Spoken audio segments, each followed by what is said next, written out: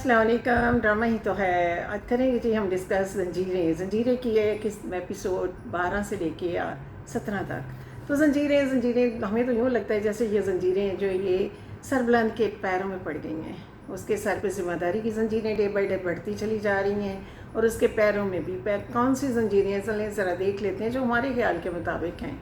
कि पहले तो उसके सर पे ज़ंजीर उसके पैरों में आ पड़ी अपने भाई शेरदिल के कत्ल के लिए इंसाफ की कि कातिल की तलाश, खून का बदला खून, अपने कबीले की ज़िम्मेदारियाँ कि वो पढ़ने वाला हल्का फुल्का सा चंचल सा सरबुलंद जिसने सरदारी की ज़िम्मेदारियाँ संभाल ली।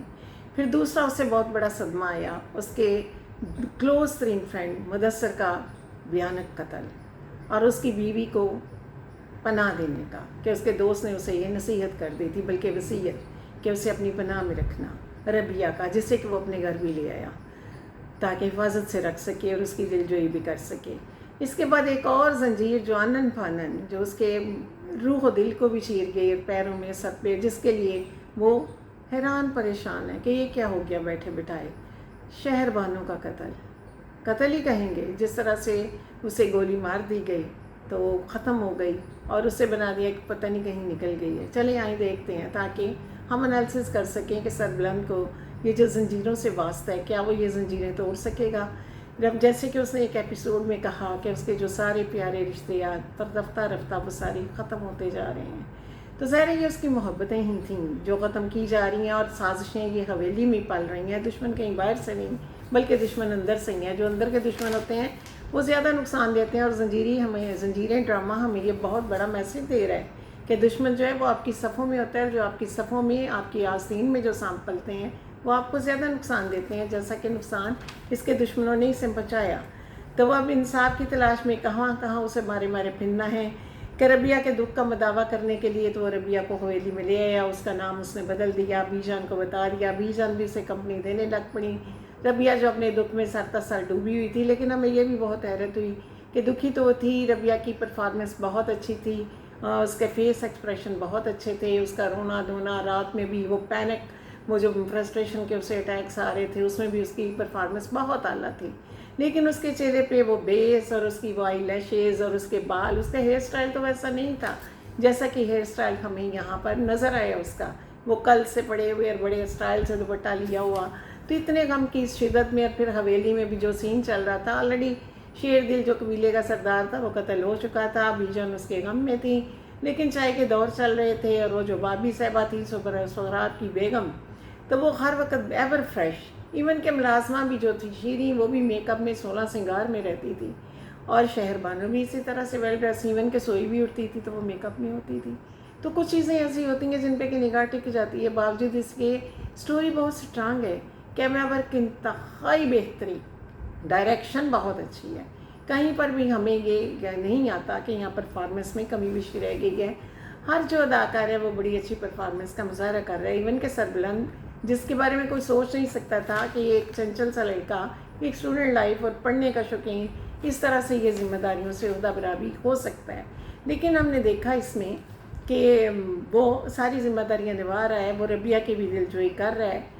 तो बहुत से इसमें इतराज़ात भी आए कि इद्दत में इस तरह से उसका उसे खाना खिलाना, पास बैठना, लेकिन बहरहाल ये ज़िमनी बातें हैं, इन पर बातों में बात फिर भी हो सकती है। तो चलें स्टोरी की तरफ। हमारा मकसद ये तो नहीं कि हम आपको समराइज़ करके स्टोरी सुनाएंगे, किस्सा ये है कि हम इस बात को बढ़ाते चले जाएँ कि उन्हें लिंक अप करते चले जाएँ। अब रबिया ने अपने मामा को तो बता दिया जी, अब बार बार सरबुलंद पूछता भी है कातिल कौन है, लेकिन रबिया इस मामले में रबिया चुप है। हालांकि वो थोड़ी अंडरस्टैंडिंग उसकी हो चुकी है, वो उससे शहरबानों ने अपने कपड़े के नए जोड़े भी दे दिए हैं, पुराना कोई नहीं दिया। हालांकि मुलाजमा ने इतराज़ भी किया कि भैया आप नहीं क्यों देती हैं, लेकिन उसने कहा कि वो मेहमान है। वो ड्रेसिंग भी रबिया की उसने ठीक करवा दी, रबिया को सेट भी होगी, अब सेट भी रही। ज़ाहिर है गम उसका बहुत बड़ा है, तो ये दिनों में तो ख़त्म नहीं होता। और आनन फानन नई शादी के दौरान उसके साथ ऐसा हो गया, लेकिन उसने अपने मामा को फ़ोन करके तो बता दिया, जो कि कश्मीर में, और उसका भाई भी, कि तोरसम ने कत्ल किया है। लेकिन उसने सरबुलंद को क्यों नहीं बताया? क्या सरबुलंद को परेशानी से बचाने के लिए कि पहले ही ऑलरेडी उसके सर पे वो शेरदिल के कातिल की तलाश का बोझ भी उस पर पड़ा हुआ है और रबिया की हिफाजत करने का भी ज़िम्मा उसके सर पे आ पड़ा है। तो बहरहाल ये एक सरप्राइज़ है کہ کیوں چھپایا گیا، یہ آنے والے ایپیسوڈ ہمیں بتائیں گے۔ اس کے ساتھ سوال یہ اٹھتا ہے، یہاں پر پیدا ہوتا ہے کہ وہ جو خیر سغراب کی بیوی جو اتنا ہار سنگار کرتی ہے، خوبصورت بھی ہے، اس کے تیار ہوتی ہے، لیکن وہ اسے لفٹ نہیں کرواتا۔ اس کی پوری توجہ جو ہے وہ اپنی ملازمہ جو ہے شیرین، اس کی طرف ہے، اور شیرین نے لاکڑ بھی چرا لیا اور اس کا پہن لیا۔ یہ قبیلیوں کی ملازمیں اسی طرح سے ہوتی ہیں جس طرح کہ شیرین کو دکھایا جا رہا ہے، اور سغراب کے کریکٹر میں جو ایک مسٹری سی شروع سے دکھائی دے رہی ہے، اس کا کھڑی ہونا، اس کی باڈی لینگویج، تو پہلے بتاتے ہیں کہ سم تھنگ از رانگ، کہ کچھ نہ کچھ یہاں پہ راز ہے۔ تو اب وہ ساتھ ساتھ انہیں ایسے لگتا ہے جیسے فارملی ساتھ کھڑے ہیں، اور وہ جو بی جان کے خوش فہمی ہے نا کہ سغراب کے ساتھ وہ اچھی رہی تو وہ بہت اچھا رہا، دوستوں کے ساتھ اچھی رہتی تو اچھا رہتا، تو ڈرامہ ہمیں یہ بھی میسج دے گا کہ ضروری نہیں جن کے ساتھ ہم بہت اچھے رہیں تو وہی ہے، وہ بھی ہمارے ساتھ جواباً بہت اچھے ہوں۔ تو اب وہ منظور نظر جو شیرین ہے وہ دائیں بائیں پھرتی رہتی ہے سہراب صاحب کی۔ اب سربلند پریشان بھی ہے، ٹینشن میں بھی ہو رہتا ہے۔ شہر بانو پھر ان ساری کفائیوں پریشانیوں سے تنگ آ کر اسے مشورہ بھی دیتی ہے کہ سہراب لالا سب کچھ سنبھال لیں گے، تو ہم شہر کو چلتے ہیں، میں تم اور بی جان، تو وہاں پر تم اپنی اسٹڈیز بھی کرنا، میں اپنی کروں گی، تم بے شک باہر کہیں ابراڈ چلے جانا، تاکہ یہ پریشانیاں تمہارے بس کی نہیں ہیں۔ لیکن وہ اسے انکار کر دیتا ہے، وہ کہتا ہے میں انصاف لیے بغیر یہاں سے کہیں نہیں جاؤں گا۔ ظاہر ہے اس نے اپنے بھائی کا قاتل بھی تلاش کرنا ہے، اور اسے اپنے دوست مدثر کا قاتل بھی تلاش کرنا ہے۔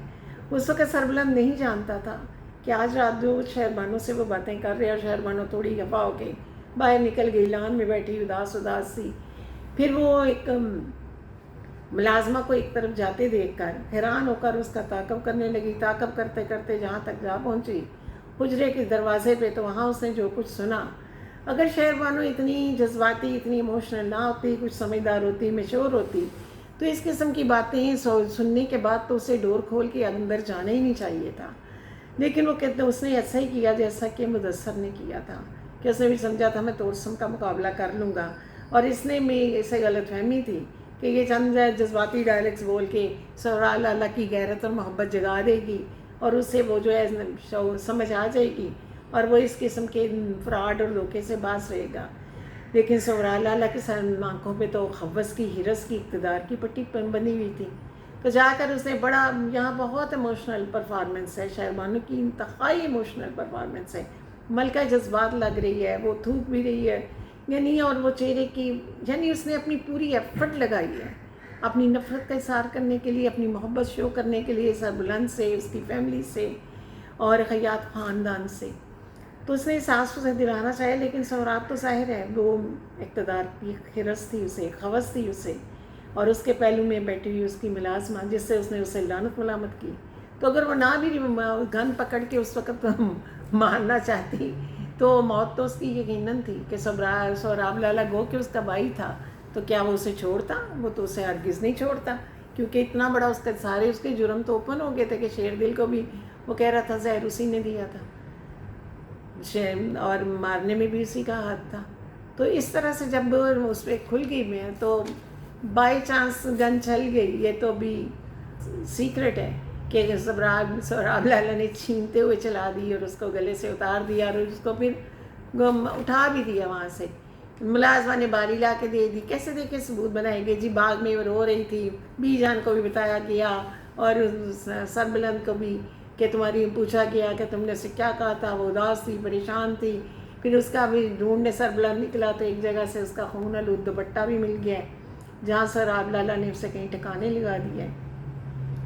تو اس طرح سے یہاں پر یہ بھی بہت خوبصورت منظر دکھایا گیا، جس وقت شہربانو وہاں تکلیف میں تھی، اس کی زندگی موت کی سرحد پہ وہ کھڑی تھی، تو سربلند اپنی نیند میں بھی تکلیف اس کے چہرے سے شو ہو رہی تھی کہ وہ اپسیٹ تھا، وہ پریشان تھا اس وقت گہری نیند میں بھی۔ تو اس طرح سے دیکھیں یہ ڈرامہ زنجیریں اپنی ایک خوبصورت ڈائریکشن کے ساتھ، سینز اتنے اچھے ہیں، وہ اپنے ایریا بہت اچھا انہوں نے کور کیا ہے، بہت اچھا۔ یہ نہیں کہ یہ ڈرامہ زنجیریں محنت کی گئی ہے، محنت نظر آتی ہے، سٹوری بھی بہت سٹرانگ ہے، اور اس میں باقاعدہ نیکسٹ کہ آگے کیا ہوگا اس کا انتظار بھی رہتا ہے۔ تو یہ نہیں کہ آڈینس جو ہے وہ سمجھتی جائے اچھا بھی آگے یہ ہوگا، آگے چلے، یہ اندازہ لگانا تو تھا کہ شہربانوں کے ساتھ کچھ جو ہو سکتا ہے کہ ربیہ کو بھی پیچ اپ کہیں اس کا بھی کیے جانا ہے، لیکن اور جو اتار چڑھاؤ مدد نظر آ رہے ہیں، جس طرح وہ جو غفران مم ہے اس کا وہ ظاہر ہو گیا، وہ جو اس نے انہوں نے تو نہیں مارا تھا شیر دل کو، وہ تو خود اتنے زخمی ہیں. دیکھیں اتنی عرصے کے بعد وہ کتنا ٹائم گزر گیا شیر دل کو فوت ہوئے، اور جب وہ قتل ہوئے تو جب وہ سامنے آئے تو ان کا تازہ فریش لقو جو تھا چہرے پہ لگا ہوا تھا. ابھی کیسے زخم اتنے تازہ تھے، اور اس نے پھر انہیں خود ہی شوٹ کر دیا. تو گویا کہ توڑسم کے علاوہ کوئی اور بھی اس قتل کی سازش میں اور گاڑی کو بلاسٹ کرنے میں شامل تھا. اس سے یہ بھی پہلو سامنے آ گیا. تو اس طرح سے کہانی بڑے سسپنس کے ساتھ آگے چل رہی ہے.